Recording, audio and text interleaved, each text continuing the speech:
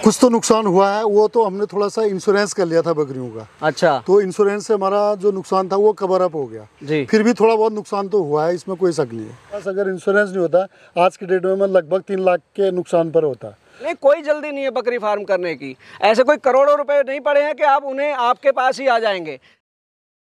जय जवान जय किसान दोस्तों, संधू एग्रो फार्म के यूट्यूब चैनल पर मैं डॉक्टर राजवीर सिंह संधू आप सभी का स्वागत करता हूं। दोस्तों, आज हम आए हैं देहरादून में पृथ्वीराज जी के फार्म पर। ये पिछले 8 महीने से बीटल और बर्बरी गोट पर काम कर रहे हैं। तो सर, बहुत बहुत स्वागत है आपका हमारे चैनल पर। सबसे पहले आप हमारे दर्शकों को अपना और अपने फार्म का एक छोटा सा परिचय दीजिए। सर, मेरा नाम पृथ्वीराज सिंह वाफिला है।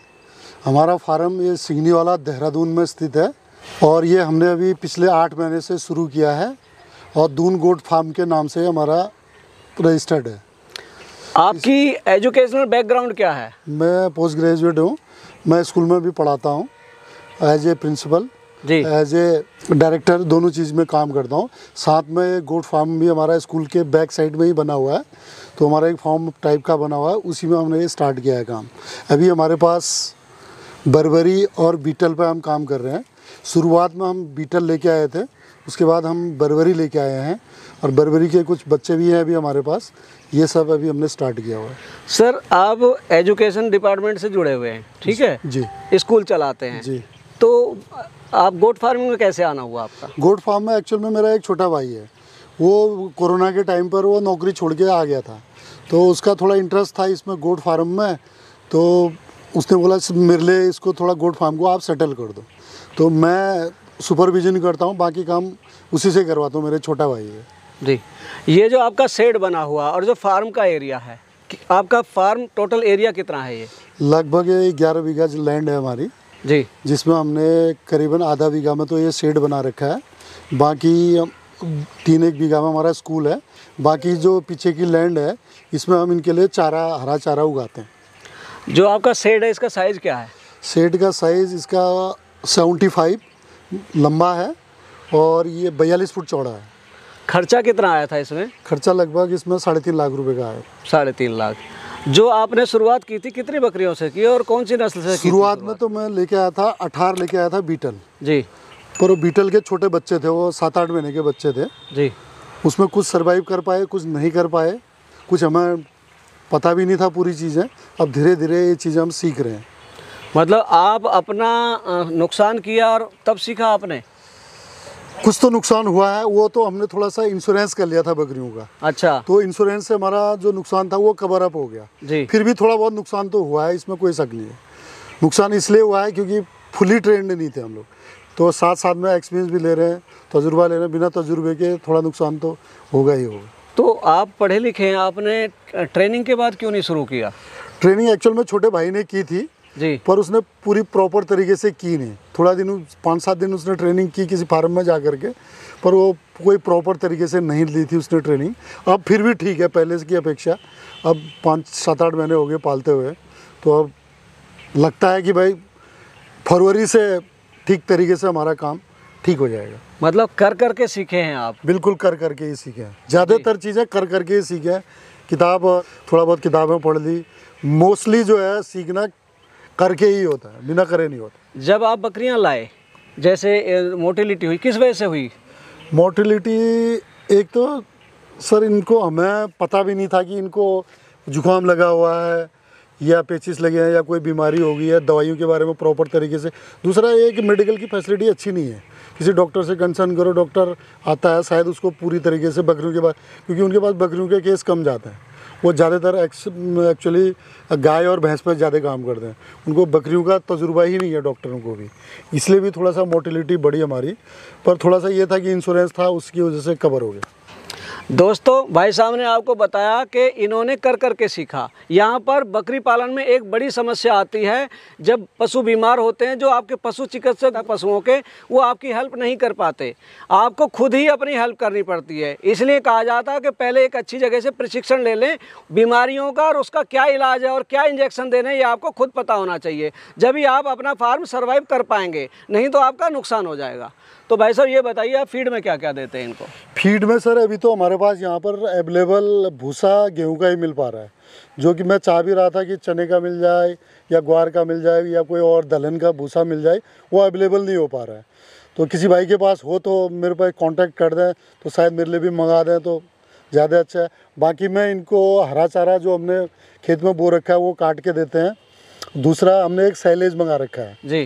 तो ये साइलेज मिलता है यहाँ, वो ख़रीद के वो देते हैं। थोड़ा सा हमने इनके लिए दलिया बनाया रखा है जी। दलिया मक्का और ये गेहूँ मिला करके दलिया बना रखा है, वो देते हैं। और चने की थोड़ी सी भूसी टाइप की दे देते हैं। थोड़ा सा हम इनको आजकल थोड़ा सा हमने खुद एक्सपेरिमेंट किया है कि इनके लिए हम भोजन दलिया पका रहे हैं जी। एक बड़े पतीले में। थोड़ा सा हम उसमें चावल डालते हैं, चावल की कणकी डाल लेते हैं, चावल तो महंगा आता है, चावल की कणकी डाल लेते हैं। थोड़ा उसमें मक्की का दलिया डाल देते हैं, मक्की के दाने डाल देते हैं, थोड़ा उसमें गेहूं का डाल देते हैं, थोड़ा हमने उसमें चना जो हमने दलिया बना रखा है उसको डाल लेते हैं। उसको रात को भिगा करके दूसरे दिन हम उसको पका करके तब उसको बकरियों को खिला रहे हैं। छोटे बच्चे अच्छे तरीके से खा रहे हैं उसको। मतलब 4-5 अनाज आपने उसमें मिला दिए दलिया। जी जी जी। उस सबको आप पकाने के बाद में फिर इनको देते हैं। जी जी जी। भूसे में मिलाकर देते हैं? नहीं, भूसे में मिलाकर नहीं, अलग से देते हैं। अलग से देते अलग से देते हैं इनको। जैसे हम सुबह खोलते हैं, जो हम रात से पका के रखते हैं जी, तो रात को हम पका दें, सुबह तक वो ठंडा हो जाता है।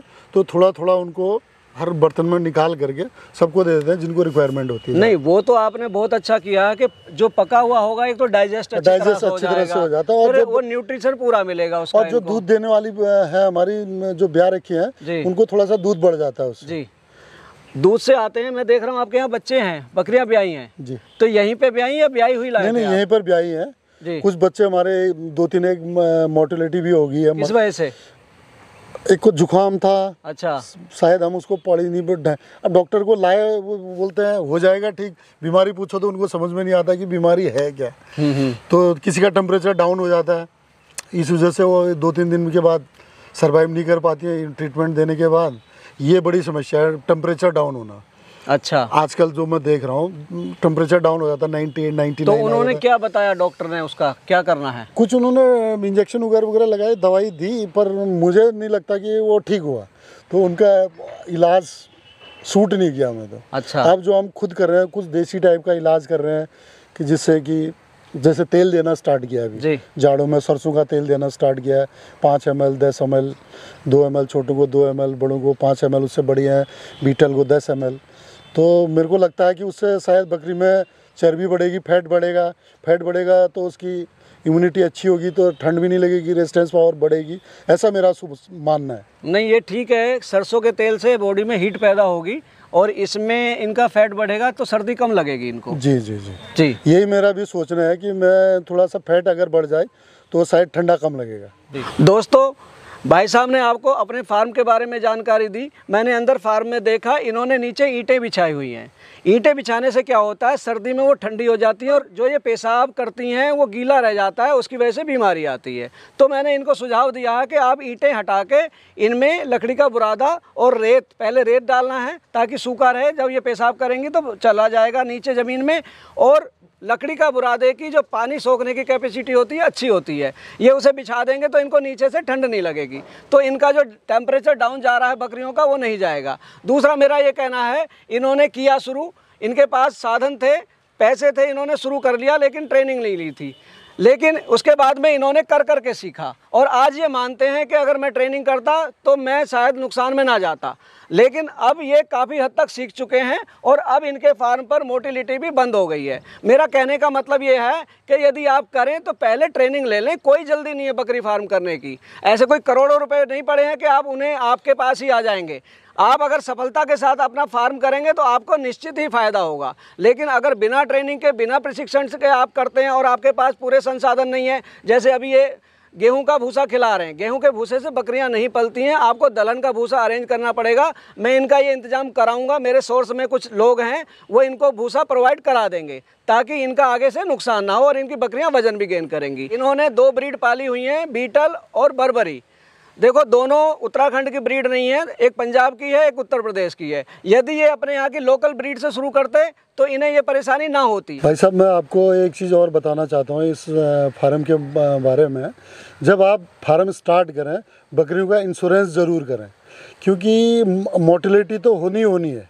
अगर इंश्योरेंस, मेरे पास अगर इंश्योरेंस नहीं होता, आज की डेट में मैं लगभग 3 लाख के नुकसान पर होता।